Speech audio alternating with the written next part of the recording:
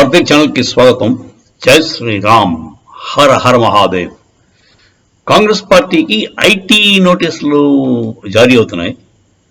అది దానివల్ల 1800 కోట్ల కదా మళ్ళీ ఈ మధ్య జారీ అయింది. వాళ్ళు చెప్పే నెరేటివ్ కొంచెం దాని గురించి తెలుసుకోవడం అవసరం ఎంతైనా ఉంది. బేసిక్గా వాళ్ళు చెప్పేదంతా అబద్ధమే. వాళ్ళు ఏం చేశారంటే పొలిటికల్ పార్టీస్కి ఎగ్జంప్షన్ ఉంది కదా అని చెప్పేసి వాళ్ళు అంటారు. కరెక్ట్, పొలిటికల్ పార్టీస్కి ట్యాక్స్ కట్టాల్సిన పని లేదు. కాకపోతే దానికి కొన్ని ఈ చెక్స్ అండ్ బ్యాలెన్సెస్ ఉన్నాయండి. ఆ డబ్బులు ఎలా వచ్చాయో చూపించారు, రిటర్న్స్ ఫైల్ చేయాలి. క్యాష్ పరంగా ట్రాన్సాక్షన్స్ అవ్వకూడదు. Any donation above 20,000 should be by way of cheque or DD. అదొక రెస్ట్రిక్షన్. తర్వాత ఏమో 2,000 కంటే ఎక్కువ ఒక ఇండివిజువల్ దగ్గర క్యాష్ తీసుకోకూడదు. అంటే అన్నోన్, అంటే వాడు డిక్లేర్ వాడి ఐడెంటిటీ చెప్పకుండా ఇస్తే 2,000 మించి తీసుకోకూడదు. అంటే నా పేరు పైకి రాకూడదు అనుకుంటే మీరు 2,000 తప్పకంటే ఎక్కువ లేరు. 20,000 ఏమిటంటే క్యాష్ మామూలు పేరు చెప్పుకుని 20,000 దాకా ఇవ్వచ్చు. 20,000 పైబడితే అంతా కూడా మీరు చెక్ పరంగా కానీ డీడీ పరంగా కానీ ఇవ్వాలి. ఇవి కాకుండా పెద్ద పెద్ద సంస్థలు ఉంటాయి కదా, 50 లక్షలు 60 లక్షలు కోట్లు, వాళ్ళందరూ కూడా వాళ్ళ ఐడెంటిటీ డిస్క్లోజ్ చేయాలి. ఎవరిస్తున్నాడో వాడి పేరు రాసి చెప్పాలి. ప్లస్ అది ప్రాపర్ వైట్ మనీ అయి ఉండాలి, అంతేకాని బ్లాక్ మనీ కాదు. ఇలా అయినప్పుడు ఈ రూల్స్ అన్ని ఫాలో అయ్యి ఎవ్రీ ఇయర్ రిటర్న్స్ ఫైల్ చేస్తూ ఉంటే నిల్ రిటర్న్సే, మీరు ట్యాక్స్ కట్టద్దు. కాకపోతే నిల్ రిటర్న్స్ ఫైల్ చేయాలి కదా. అది మన కాంగ్రెస్ పార్టీ వాళ్ళు 10 ఏళ్ళు బట్టి ట్యాక్స్ రిటర్న్స్ ఫైల్ చేసేది. పైగా క్యాష్ ట్రాన్సాక్షన్స్ 50 లక్షలు 60 లక్షలు కోట్లలో కూడా క్యాష్ ట్రాన్సాక్షన్స్ ఉన్నాయని వాళ్ళే ఒప్పుకున్నారు.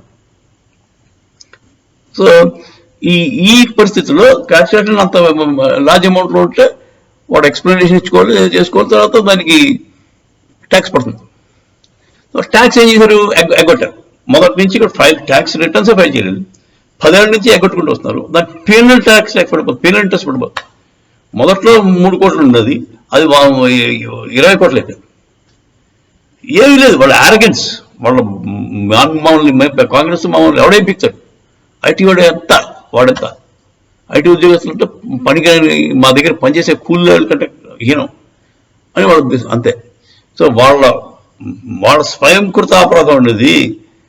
ఇన్కమ్ ట్యాక్స్ రిటర్న్స్ ఫైల్ చేయకపోతే అలాగా, ఫైల్ చేసినప్పుడు ఎగ్జంప్షన్ కోసం వాడు ఇచ్చిన ఎంక్వైరీ ఉంటుంది కదా, మీకు ఇంత అన్డిక్లేర్డ్ అమౌంట్ ఉంది, ఇంత క్యాష్లో తీసుకున్నాం, దీనికి ట్యాక్స్ కట్టాలి అని చెప్పి అందుదానికి సమాధానం ఇవ్వాలి కదా. అట్లీస్ట్ దానికి ఎప్పుడే కూడా ఇవ్వరు. సో ఇలా ఉందండి కాంగ్రెస్ వాళ్ళ ఆరోగెన్స్. అవన్నీ బట్టి ఇప్పుడు ఇన్కమ్ ట్యాక్స్ కూడా మా అకౌంట్ ఫ్రీజ్ చేశారు అంటున్నారు. అది పెద్ద అబద్ధం. యాక్చువల్గా ఏం జరుగుతుందంటే మీరు ట్యాక్స్ కట్టవలసింది కట్టలేదు. మీరు ఎంత ఒక 10,000 రూపాయలు ట్యాక్స్ కట్టలేదు. మీ బ్యాంకులో ఎంత ఉంది, 1,00,000 రూపాయలు ఉంది. సో మీరు 10,000 మాత్రం తీయలేదు, మిగతా 90,000 మీరు వాడుకోవచ్చు. ఆ 10,000 ఫ్రీజ్ అయిపోతాయి. ఆ 10,000 ఇన్కమ్ ట్యాక్స్ కూడా డైరెక్ట్గా అవుతారు. అది అందరికి తెలిసిన విషయం. అది నాకు ఒకసారి ఏంది, 10 లక్షలు ఒక ఇల్లు అమ్మాము. ఇల్లు అమ్మితే అది ఫారెన్ నేషనల్ కంపితే దానికి ఏదో చట్టం మాకు తెలియలేదు.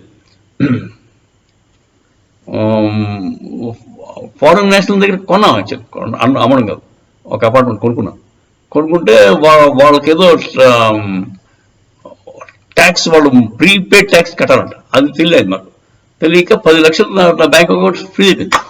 ఎంత డబ్బులు వేసినా మన దగ్గర 10 లక్షలు ఉంటుంది కదా, ఇప్పుడు 5-6 లక్షలు ఉంటే అది పై తినిచ్చేది కదా. ఏంటి అంటే -10 lakhs చూపించేది మన బ్యాలెన్స్.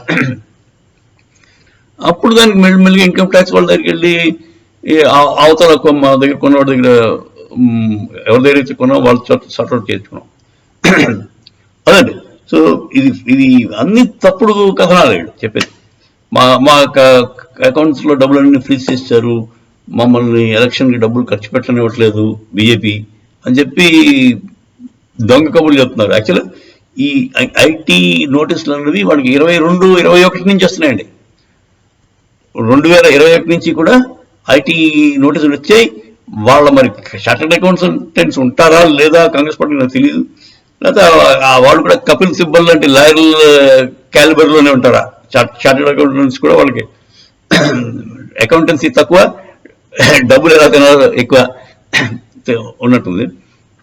సో వాళ్ళ total incompetence of Congress team అని చెప్పుకోవాలి, అంతకంటే ఇంకేం లేదు. వాళ్ళు స్వయం కృతాపరాధం. బీజేపీ తప్పు కాదు, ఐటీ ఇన్కమ్ ట్యాక్స్ వాళ్ళు కూడా వాళ్ళ పని వాళ్ళు చేసిపోతారు. అదే జరిగిన విషయం. జై శ్రీరామ్.